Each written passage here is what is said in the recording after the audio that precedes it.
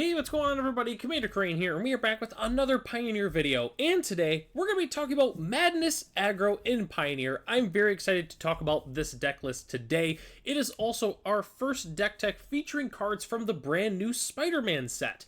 I'll be honest with you, the Spider-Man set is a little bit interesting in terms of cards. Like, a lot of these cards are, very unique in some ways, and some of them are like calls to other cards that we've seen before that kind of fit into other Pioneer decks. It's very interesting, and I'm very excited to talk about the very first Spider-Man deck.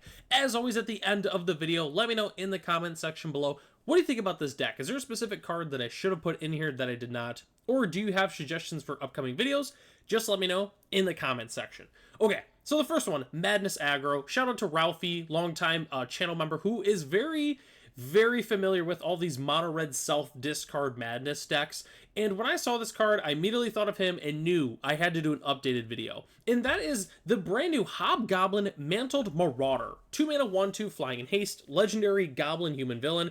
Whenever you discard a card, Hobgoblin gets +2/+0 until end of turn, which kind of reminds me of like a pseudo Slick Shot show off. Instead of casting non-creature spells, it's whenever you discard cards. And I think this card can be very strong in a discard, self-discard outlet deck. So let's go ahead and talk about the rest of the deck here. So, oh, actually, I forgot to mention that too. I'm going to have all the arena version, the Through the Almond Paths cards on this. So the arena version of this is Cam and Ferric Havoc Duo. So if you're looking to build this on arena, you'll know what card name to look for, because it's super confusing, and I just figured this was the best way to do it. I'll just make sure I mention. There's also another card from Spider-Man that's in this video. So all right. Anyways, moving on. We're playing 30 creatures in this deck, because after all, we are an aggro deck. So, starting with our 1-drops, we are playing 4 Marauding Makos and 4 Flameblade Adepts, as well as 4 Voldaren Epicure. Marauding Mako and Flameblade Adept, although very similar, Marauding Mako, I would say, is the better card, just because Flameblade Adept only gets the temporary +1/+0 boost when you discard cards, whereas Marauding Mako gets the permanent +1/+1 counters, but I really do like both of these 1-drops. Voldaren Epicure is also just great. It's a cheap creature, deals damage to our opponent, and then it makes a blood token, so it gives us a discard outlet, which is pretty good. So definitely a big fan of all these 1-drops. We are also playing 4 Hobgoblin Mantled Marauder, as we mentioned before, 3 copies of Inti Sinistral of the Sun, and 3 copies of the Ultimate Green Goblin. So, Inti I really love in this deck, just because it says whenever you attack, you may discard a card, which is pretty good. Like, you put a 1/1 counter creature, gets trample, it's pretty solid, but it's the second ability. Whenever you discard 1 or more cards, exile the top card of your library, and you may play that card until your next end step. When we're discarding all these different cards, this is what's really going to make the engine work, because it's turning, our downside of having to discard cards into an upside, which can be pretty darn strong. So definitely a huge fan of Inti.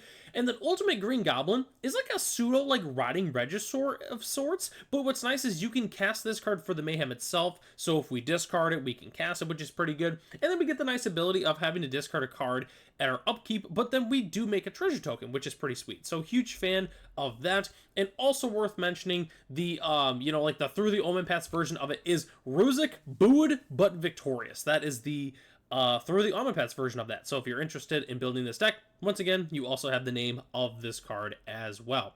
But the other cards that we have to talk about, we're playing 4 Smuggler's Copter and 4 Fable of the Mirror Breaker. They're not creatures, but they're kind of creatures. Like, Fable makes a creature token and transforms into one, and then Smuggler's Copter, obviously, once we crew it, it does become a creature. But obviously, these are both great because, we draw and discard with Smuggler's Copter, and then Fable Mirror Breaker, the second chapter there, we obviously can discard some cards and draw.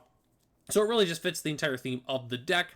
And then the last cards we have to talk about before the lands are just cards that let us discard and take advantage of discarding. So 4 Lightning Axe and 2 Cathartic Pyre are both cards that let us discard or deal some damage in this case. But Lightning Axe is fantastic. Being able to deal 5 damage to any creature is really strong, and being able to discard a card is great.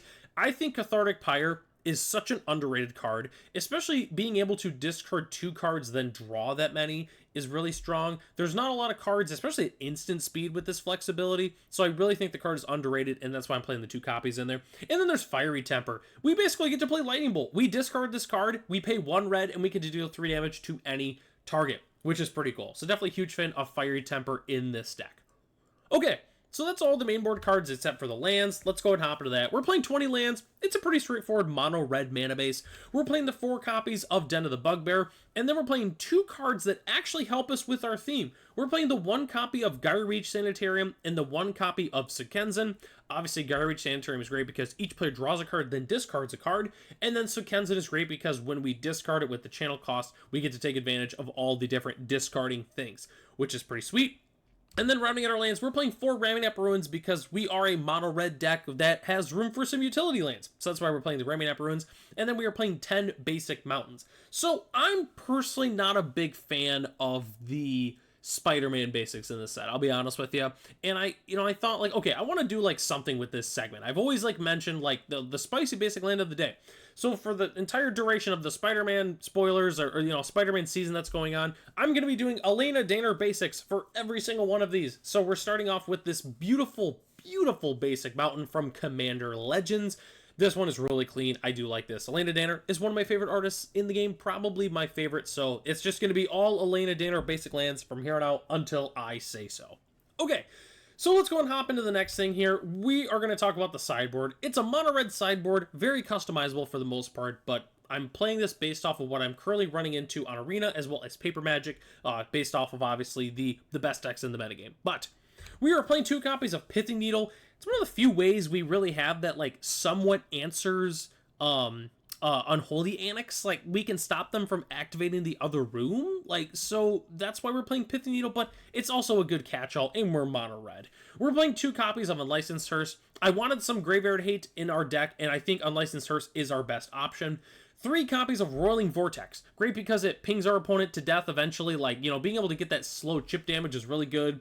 The no mana spent to cast a spell is not really going to happen very often, but it's something that could happen. But the main reason we're also playing it is because we can tap a red, and your opponents can't gain life this turn, which is very, very strong. We are also playing 4 copies of Magebane Lizard because it's good against all those pesky Spells Matters decks. 2 copies of Abrade because of Quarry Steel Cutter, as well as some extra removal, and then 2 copies of Witchstalker Frenzy to help take out Shieldred. Card's just really good. Like, obviously, we're still playing Lightning Axe, but I also wanted some Witchstalker Frenzies. It's just another extra removal spell. It's just a very good card in general. So the next thing that we have to talk about is the tips and strategy for this deck. I've got 2 specific things that I want to talk about. These are just things that, maybe you didn't realize it before, or things that might help you play the deck a little bit better if you're looking to play this deck for the first time. So the first thing I have to mention is Inti is the engine. Like I mentioned before, whenever you discard 1 or more cards, we get card advantage from that. So having Inti is extremely important in this deck. It's not like, obviously, like you have to have it or the deck doesn't function, but Inti is very, very good in this deck. It is really what helps us grind it out when we need to. And then the other thing I have to mention is that Mayhem is different than Madness. So Mayhem, obviously, it says you may cast this card from your graveyard for the Madness cost, or the Mayhem cost, if you discarded it this turn. So it's not like Madness. So Madness, I should have pulled it up here, but Madness basically says it gets exiled as part of the ability, and then you can cast it from exile. If you don't cast it from exile, then it goes to your graveyard, but it's a little bit different than Mayhem. So like a Madness card, you would have to cast it right away for the Madness cost. Mayhem's a little bit different. Like we can discard like one of these at like our upkeep, or it can be discarded at our upkeep, and then we can cast it on like our second main phase. It's a little bit different. So I just figured I would mention that. It's not quite the same thing. So just figured I would, worth mentioning that. So the last thing that we have to talk about today is the budget options, which it's really simple. We can swap out Fable of the Mirror Breaker, and that's it. So the last thing before I talk about the budget part of this, which obviously is saying the current list is only $73, and the budget list only being $42, which with the budget list and the current list, the only thing I trimmed is Fable of the Mirror Breaker. So technically Spider-Man, as of the recording of this video, is not coming out for another few weeks. There is a chance that some of these cards might randomly be expensive because it's like a Universes Beyond thing. I don't think that's the case. I think that the Ultimate Green Goblin is going to end up being like 50 cents a dollar, and I think Hobgoblin's going to be like 25, 50 cents.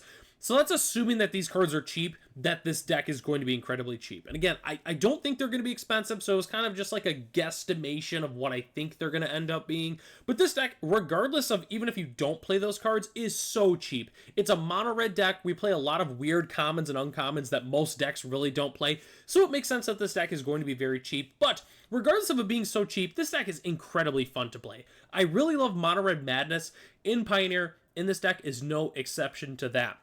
So definitely let me know what you think in the comment section below with this deck. And if you do end up building a Hobgoblin deck or Ultimate Green Goblin deck yourself, definitely let me know what your list is in the comment section below. And that takes us to the end of the video here. Thanks so much for watching. The deck lists are in the description below if you'd like to check them out for yourself.